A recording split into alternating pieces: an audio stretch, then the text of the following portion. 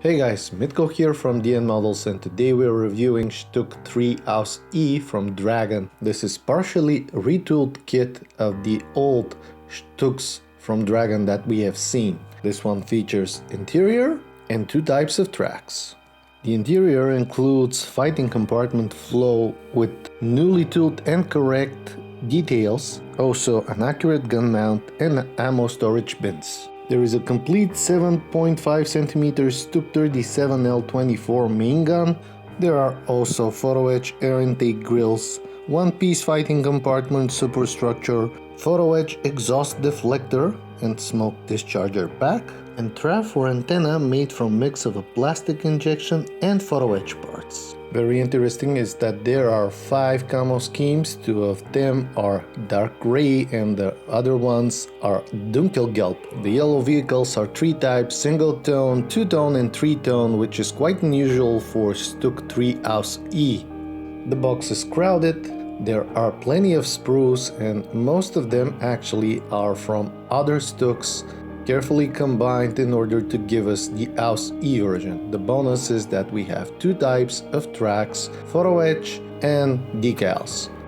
The instruction sheet is typical Dragon. It's nothing new, nothing that we cannot deal with, and I say that because everything is pretty complicated because of the mixed up of the sprues from different models. The sequence of the building is easily understandable, however following this with the mix-up of the sprues might be quite challenging. Any experienced modeler will be able to deal with that, but it might present additional troubles for newbies. I think Dragon should improve on this direction at least a little bit, because the new companies like Mank, like MiniArt and so on are advancing a lot in that matter, and their instruction sheets are far better compared to this one. The camo scheme starts with the dark gray vehicle from Clint, Russia, November 1941. The second one is from Crimean Peninsula, Russia, 1942, and it's a dunkelgelb painted vehicle. Next is 2-tone camo dunkelgelb plus green from Kerch, Ukraine, March 1942, quite unusual camouflage. One more from Crimea, 1942, dark gray, and probably the most interesting from Division Ferdinand von Schill, 3-tone camouflage from April 1945, area of Berlin, and the camo is painted by hand, which is visible from the spots and the streaks of paint, a rather rare camouflage for this early production vehicle. Let's start with the sprues. First we have Sprue D, which is taken from StuG III Ausf G and features the fenders, the front upper part of the hull, armor plates and air intakes. We have everything known and well familiar from Dragon, which includes perfect detailing, nice plastic, molding in a specific way which allows a perfect representation without bending of the plastic, and hopefully a good accuracy.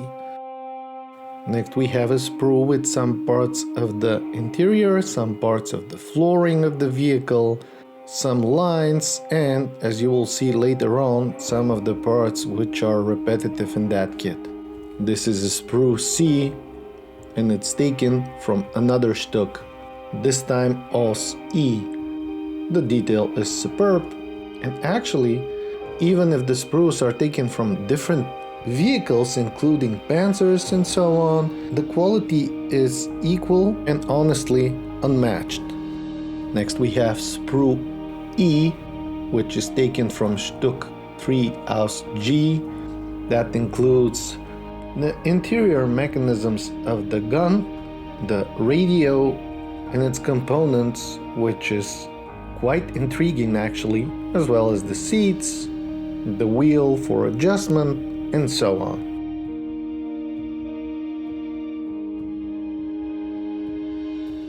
Next we have 3 sprues. One is basically stated as F sprue, the other ones are taken again from different tanks and StuGs, StuG III Ausf F and Panzer III Ausf J. The Panzer III Sprue features some tools, the fire extinguisher, the metal ropes, and other parts like the doors. The Sprue F features the top armor of the vehicle. Again, here we have some doors and small parts. And the Sprue H feature rather small details, tools, and parts of the top of the vehicle. Then we have the rear engine cover and a larger sprue taken from StuG III Ausf F8, which is one of the best StuGs from Dragon.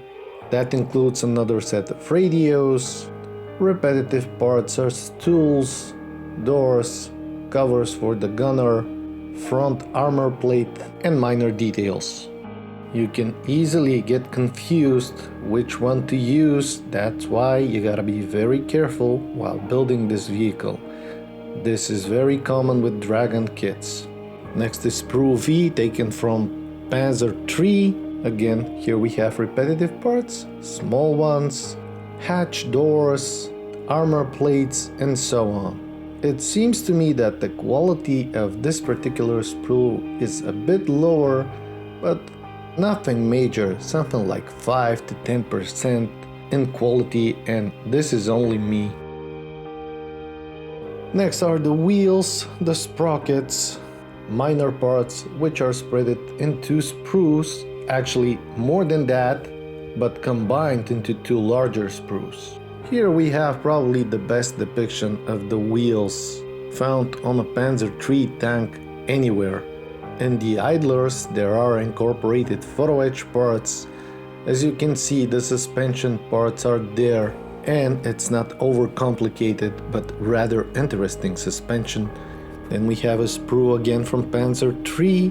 The sprue is named A, another fire extinguisher, another intakes, small parts, cutting tools, and so on. The quality is great, although it's confusing with all those repeating parts. Next we have Sprue R, which is taken from StuG F8 again.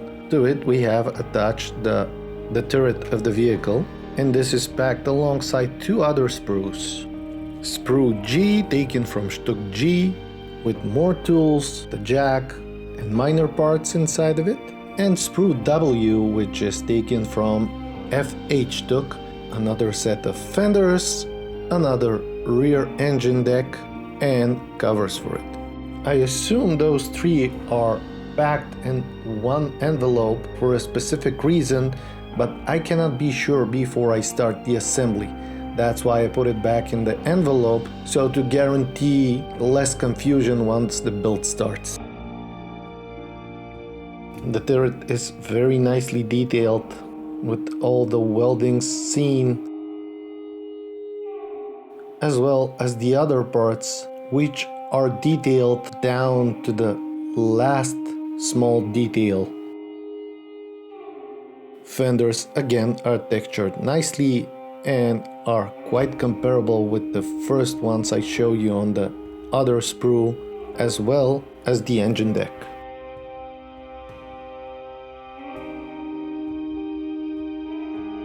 What we have next is 3 more sprues and a separate part, again packed separately. Sprue L taken from Panzer IV with some nice add-ons, which I assume will not be used that much except for the suspension details, which are on Sprue B attached to it. Then we have Sprue B with the suspension details and minor parts, as well as the Sprue S, again small particles, and a front plate.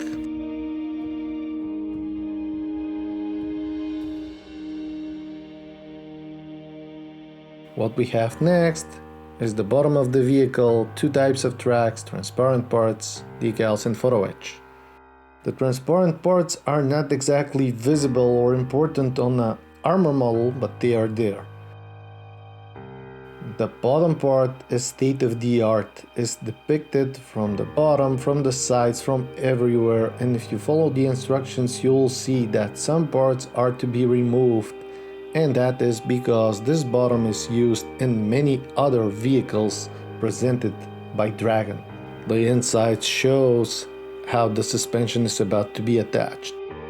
There are magic tracks inside of this kit, plus there are DS tracks. A lot of people complain from one or the other. That's why Dragon probably decided to please them all in order to spare negative comments about the kit. DS tracks are actually very good here. The decals are Dragon, typical ones, which are not the best option there, but they are not bad. The Photo-etch is very thin, it looks nice, and although a rather small one, it's a great thing to add on to this tank. There will be aftermarket sets for sure, but I think this is pretty much enough for this kit.